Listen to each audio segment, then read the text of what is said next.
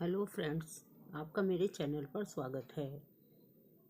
मुस्लिम फूल सखी और राधा रानी की कहानी। बरसाने में एक मुस्लिम था जिसका नाम था फूल सखी। वह मुसलमान होते हुए भी राधा रानी में अपार श्रद्धा रखता था। उसकी एक बेटी थी जिसका नाम उसने राधा रखा था। फूल सखी सारंगी बजाने का काम करता था। कोई भी उत्सव होता तो सारंगी बजाता और उसकी बेटी राधा धुनों पर नृत्य करती थी। इसी तरह देखते ही देखते उसकी बेटी राधा बड़ी हो गई और उसके विवाह का वक्त भी आ पहुंचा। राधा रानी की कृपा से उसने अपनी बेटी का विवाह बड़ी धूमधाम से किया, लेकिन अपनी बेटी के चले जाने के बाद वो निराश सा रहने लगा, क्योंकि वो राधा रानी के भजनों पर सारंगी बजाया करता था और उसकी बेटी राधा नृत्य किया करती थी और इन्हीं सब से उसका जीवन गुजरा करता था। लेकिन अब नृत्य करने वाली राधा तो ससुराल चली गई थी, इसलिए उसका सारंगी बजाने का मन ही नहीं करता था। एक दिन रात को, पूर्णिमा के दिन, वो बहुत ही निराश अवस्था में राधा रानी को याद कर रहा था और कह रहा था, हे लाडली, अब तो तेरा भजन भी नहीं होता, मेरी सारंगी की धुन पर अब कौन नाचेगी।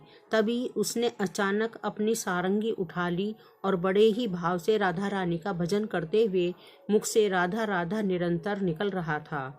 भला किशोरी जी को कोई इतने भाव से पुकारे और वे न आए, ऐसा तो कभी हो ही नहीं सकता।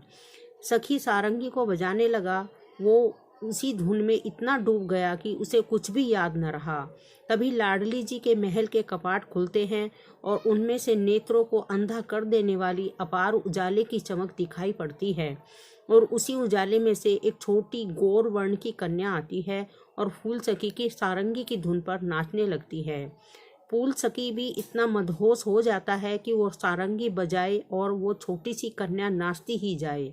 उसे कुछ भी होश न रहा और नाचते नाचते वो छोटी सी कन्या फूल सखी को महल की एक एक सीढ़ी चढ़ाती गई और फूल सखी भी एक एक करके वो सीढ़ियाँ चढ़ता ही गया। और जैसे ही वो कपाट तक पहुंचा, तभी महल के कपाट बंद हो जाते हैं और फूल सखी भी अंदर ही चला जाता है। और फूल सखी कहाँ गया आज तक किसी को मालूम नहीं। भजन करते करते वो राधा रानी में ही विलीन हो गया। कहते हैं, किसी संत को बरसाने की परिक्रमा करते हुए एक दिन फूल सखी दिखाई दिया। उन्होंने पूछा तो फूल सखी बोले, बाबा, मैं अभी संसार के काम का नहीं हूँ। मुझे तो किशोरी जी ने कृपा करके अपने परिसर में शामिल कर लिया है।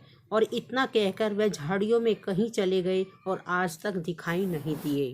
दोस्तों, आपको ये मेरी कहानी कैसी लगी? अच्छी लगी हो तो लाइक, शेयर और सब्सक्राइब अवश्य करें और कमेंट्स में राधा रानी अवश्य लिखें।